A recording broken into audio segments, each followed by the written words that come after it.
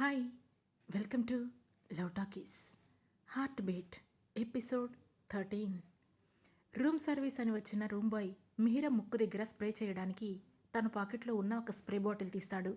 అదే సమయంలో నాకేం స్మెల్ రావట్లేదు, ఒకవేళ వస్తే నేను పిలుస్తాలే కానీ నువ్వు ముందు బయటికి పో, నాకు పనుంది అని విసుక్కుంటూ అతనికన్నా ముందుగానే బయటికి నడిచింది మిహిరా. దాంతో తాను అనుకున్నది జరగనందుకు అసహనంగా ఫీల్ అయిన ఆ రూమ్ బాయ్ అక్కడి నుంచి వెళ్ళిపోతాడు. అతను వెళ్ళిపోయాక తన రూమ్ లాక్ చేసుకొని కిందికి వచ్చింది మిహిరా. అప్పటికే అక్కడి అందాలను చూడకుండా 2 days వేస్ట్ చేశాను అని అనుకొని ట్యాక్సీ మాట్లాడుకొని తన సైట్ సీయింగ్కి స్టార్ట్ అయింది మిహిరా. సాయంత్రం వేళ ముందుగా సన్సెట్ చూడాలనిపించి ఓ ప్రైవేట్ బీచ్లోకి వెళ్ళిన మిహిరా అలల మొదల్లో నిలబడి వ్యూ చూస్తోంది.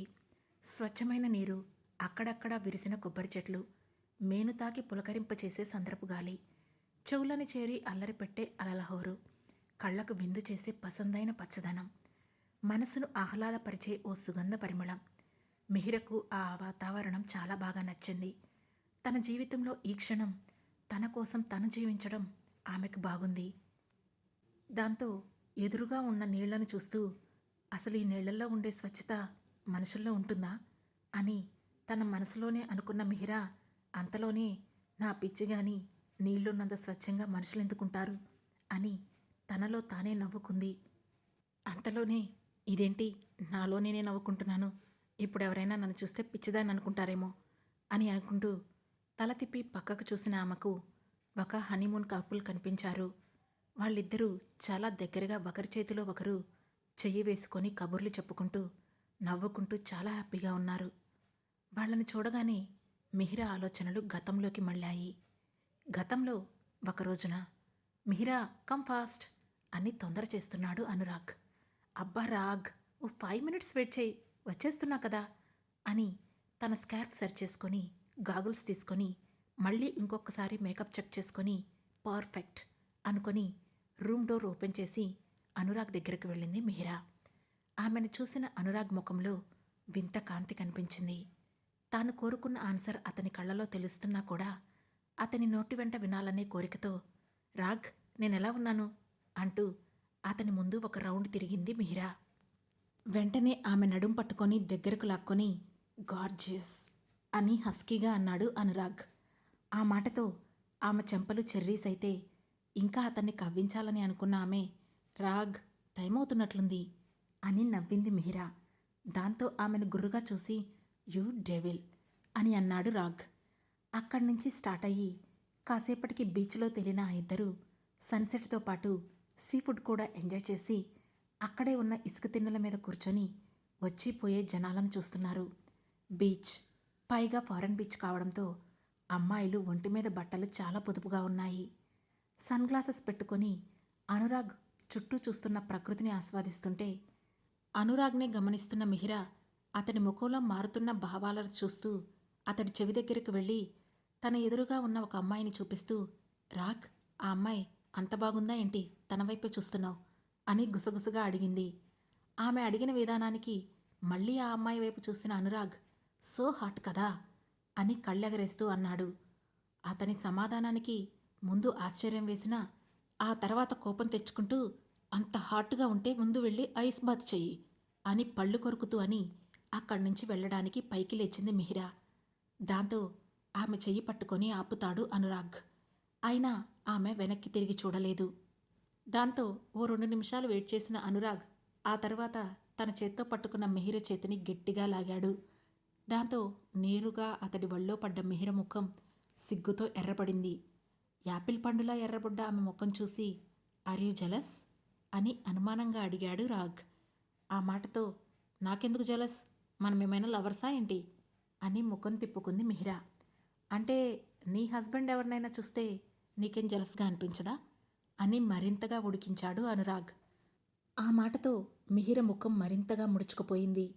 ఆమె అలకను ఇష్టంగా చూసిన అనురాగ్ చటుక్కున ఆమె బుగ్గన ముద్దు పెట్టాడు.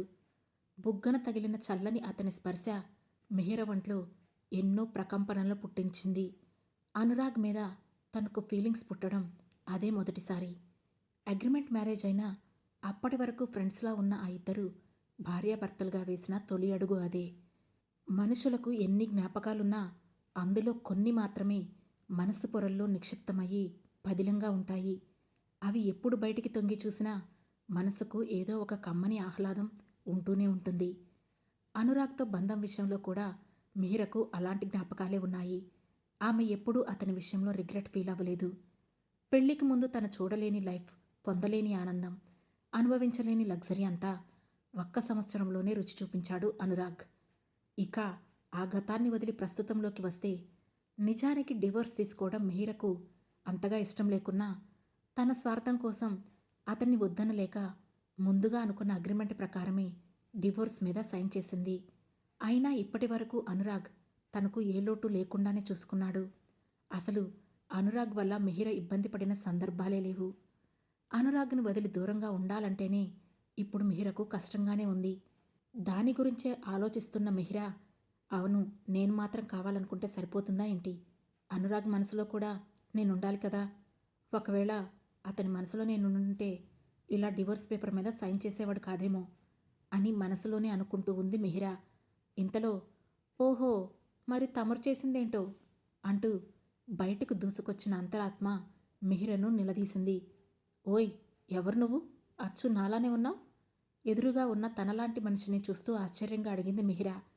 ఆమె అలా అడగగానే గట్టిగా నవ్వింది ఆ రూపం. పిచ్చిగాని పట్టిందా ఏంటి అలా నవ్వుతున్నావు? ఆ రూపాన్ని చూసి వింతగా అంది మిహిర. నిన్ను నువ్వే గుర్తుపట్టకపోతే నవ్వురాదా ఏంటి మరి అని అడిగి మళ్ళీ నవ్వింది అంతరాత్మ. అంటే నువ్వు నా అని మాటను మింగేసింది మిహిర. హా, నేనే, నీ అంవాలి అని అంది అంతరాత్మ. అంవాలి అంటే తెంగరి పక్కోడి. మళ్ళీ ఒరిజినాలిటీ బయటికి తన్నుకొస్తుంటే అంతరాత్మని అడిగింది మిహిర. ఓయ్, తింగరి బొంగరి అంటే బొంగరంలా తిప్పి కూర్చోబెడతా, జాగ్రత్త అని అల్టిమేటం పాస్ చేస్తున్న అంవాలి, అంవాలి అంటే అందరవాలిని పిచ్చిబుచ్చి అని అంది అంతరాత్మ. ఏదో ఒకట్లే గాని ఇప్పుడు తమరెందుకు వచ్చినట్టో కాస్త సెలవిస్తారా అని వెటకారంగా అడిగింది మిహిర. అంటే తమరేదో ఆలోచిస్తున్నారు కదా, ప్రేముంటే దట్ మామిడాకులు జామాకులు అని ఏవో ఆకుల గురించి తెగ తింకుతున్నారు కదా, కాస్త వాటి సంగతేంటో అడుగుదామని వచ్చాను అంది అంవాలి. అవి మామిడాకులు జామాకులు కాదు, మా విడాకులు పళ్ళు నూరుతూ అంది మిహిర. ఏదో ఓటిలే గాని అనురాగ్కి నీ మీద ప్రేమ లేదని నీకెలా తెలుసు అని మిహిరను అడిగింది అంవాలి. ఒకవేళ లవ్ ఉండుంటే నాకెందుకు డివోర్స్ ఇస్తాడు అని తెలివిగా సమాధానం చెప్పింది మిహిర. మరి నువ్వు అనురాగ్ని లవ్ చేస్తున్నావా అని ఇంకో ప్రశ్న వదిలింది అంవాలి. నువ్వు నా అంవాలివేగా, తమరికి తెలియదా ఏంటి చురకేస్తూ అంది మిహిర. కొట్టానంటే గోబ పగిలిపోతుంది, ఎక్స్ట్రాస్ చేయకుండా ఆన్సర్ మాత్రం చెయ్యి అని గుడ్లు ఉరిమింది అంవాలి. ఓయ్, ఏంటిలా ఉమెన్ ఆత్మ హ్యాండిలింగ్ చేస్తున్నావు?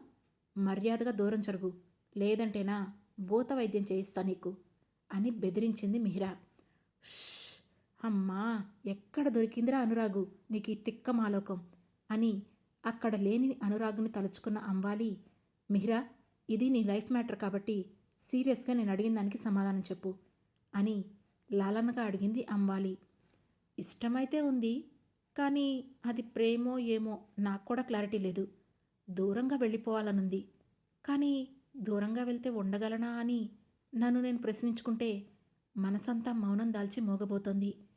నువ్వైనా ఏదో ఒక సొల్యూషన్ చెప్పచ్చు కదా అని అడిగింది మిహిర. సరే, మీ ఫీలింగ్స్కి ఒక క్లారిటీ రావాలంటే ఇద్దరి మధ్య దూరమే పరిష్కారం. నా మాట విని అనురాగ్కే కాదు, సుబ్బుకి కూడా చెప్పకుండా ఎక్కడికైనా దూరంగా వెళ్ళిపో. అనురాగ్ నీ గురించి ఆలోచించి నీకోసం వెతుక్కుంటూ నీ దగ్గరికి వచ్చాడే అనుకో, అనురాగ్కి నీ మీద ఇష్టం ఉన్నట్లే. ఆ తర్వాత నువ్వు కనిపించడం ఆలస్యం, నిన్ను లాగిపెట్టి కొట్టాడే అనుకో, నువ్వంటే ప్రేమ ఉన్నట్లే, ఫిక్స్ అయిపో అని ఒక ఉచిత సలహా చెప్పి మాయమైపోయింది అంవాలి. దాంతో ఒక్క క్షణం అటూ ఇటూ చూసి ఈ అంవాలి మాయమైనట్లుంది అని అనుకొని తను చెప్పిన దాని గురించే ఆలోచిస్తూ నడుస్తూ ఉన్న మిహిరను పక్కకు తోసేసి ఒక వ్యక్తి ముందుకు పరిగెత్తుకుంటూ వెళ్ళిపోయాడు. అతను తోసేయడంతో కింద పడిన మిహిర, రే మెంటల్, ఏంట్రా అలా తోసేశావు అని పెద్దగా అరిచింది. దాంతో ముందుకు వెళుతున్న అతను వెనక్కి తిరిగి చూశాడు. అతన్ని చూసిన మిహిర షాక్ అవుతూ నువ్వు నువ్వు నువ్వు అంటోంది. కానీ ఆమె నోటి నుంచి మాట బయటికి రాలేదు. అదే గ్యాప్లో అతను అక్కడి నుంచి పరిగెత్తుకుంటూ వెళ్ళిపోయాడు. మరోవైపు తిలోత్తమతో మాట్లాడుతుంటే అనురాగ్కి తననే ఎవరో గమనిస్తున్నట్లు అనిపించింది. అలా అనిపించడంతో చుట్టూ చూసిన అనురాగ్కి గోడచాటు నుండి ఒక వ్యక్తి నుంచున్నట్లుగా అతని కోట్ కనిపించడంతో అటువైపుకు వెళ్ళాడు. అడుగుల శబ్దం దగ్గరవుతున్న కొద్దీ గోడ పక్కన ఉన్న వ్యక్తి సడన్గా వెనక్కి తిరిగి అనురాగ్ను తోసేసి ముందుకు పరిగెత్తాడు. అనురాగ్ వెళ్ళి వెనకే వచ్చిన సుబ్బు మీద పడ్డాడు. మళ్ళీ వెంటనే లేచి ఆ వ్యక్తి వెనక పరిగెడుతూ అతన్ని వెంబడిస్తున్నాడు అనురాగ్. మధ్యలో వచ్చే వాటిని తోసేసుకుంటూ ఆ వ్యక్తి ముందుకు వెళ్ళిపోతుంటే వెనుక వస్తున్న వాటినన్నింటినీ దాటుకుంటూ అతన్ని చేరుకోవాలని ప్రయత్నిస్తున్నాడు అనురాగ్. కానీ ఆ వ్యక్తి అక్కడి నుంచి పరిగెడుతూ బీచ్ ఒడ్డుకి వచ్చాడు. అలా పరిగెడుతూనే మిహిరకు తగిలాడు. అతన్ని చూసి షాకింగ్గా అలానే ఉండిపోయింది మిహిరా. ఇంతలో వెనక నుంచి వచ్చిన రాగు కూడా మిహిరను తోసేశాడు. దాంతో మళ్ళీ కింద పడిన మిహిరా సచ్చినోడా అని అచ్చ తెలుగులో తిట్టేసింది. ఆ మాటతో టక్కున ఆగిపోయిన అనురాగ్ వెనక్కి తిరిగి చూడగా అక్కడ కింద పడిన మిహిర కనిపించింది. ఆమెను ఏ మాత్రం పట్టించుకోకుండా అనురాగ్ మాత్రం మళ్ళీ ముందుకు పరిగెత్తాడు. ఈలోగా ఆ వ్యక్తి మాయమైపోవడంతో అతనికి ఎవరూ కనిపించలేదు. హో షిట్, తప్పించుకున్నాడు అని కాలు నేలకేసి కొట్టాడు అనురాగ్. ఇంతలో వెనకే వచ్చిన సుబ్బు కింద పడిన మిహిరకు చెయ్యిచ్చి పైకి లేపుతూనే ఏమైంది రాగ్, ఆగిపోయావేంటి అని అడిగాడు. వాడు మిస్ అయ్యాడ్రా, అంతా ఈ మేడం వల్లనే, దారిలో స్తంభంలో నుంచుంది, ఈవిడ్ని చూసేసరికి వాడు మిస్ అయిపోయాడు అని అన్నాడు అనురాగ్. ఆ మాటతో ఏడుపు ముఖం పెట్టి అనురాగ్ వైపు చూసింది మిహిరా. అయినా ఆమెను ఏ మాత్రం పట్టించుకోకుండా వీడెవరో అక్కడ రెస్టారెంట్ సీసీటీవీ ఫుటేజ్లో ఉన్నాడేమో చూద్దాం పదా అని అన్నాడు అనురాగ్. సరే పదా అని సుబ్బు అనడంతో దాంతో ఆ ఇద్దరూ అటుగా పరిగెత్తబోయారు. అప్పుడే వెనక నుంచి మిహిరా ఆ వ్యక్తి ఎవరో నాకు తెలుసు అని అరిచింది. ఆ మాట విని టక్కున ఆగి ఆమె వైపు చూశారు అనురాగ్, సుబ్బు. వాళ్ళు వెతుకుతున్న ఆ వ్యక్తి ఎవరు, ఆ వ్యక్తి గురించి మిహిరకు ఎలా తెలుసు? ఆసక్తి కలిగించే ఈ ప్రశ్నలకు సమాధానాలు తెలుసుకోవాలంటే వెంటనే మా లవ్ టాకీస్ ఛానల్ను సబ్స్క్రైబ్ చేసుకొని హార్ట్ బీట్లోని నెక్స్ట్ ఎపిసోడ్ను వినండి. మా ఈ కథ మీకు నచ్చినట్లయితే లైక్ చేసి, షేర్ చేసి, కామెంట్ చేసి, అలాగే హైప్ పాయింట్స్ కూడా ఇచ్చి మమ్మల్ని సపోర్ట్ చేయండి. Thanks for watching.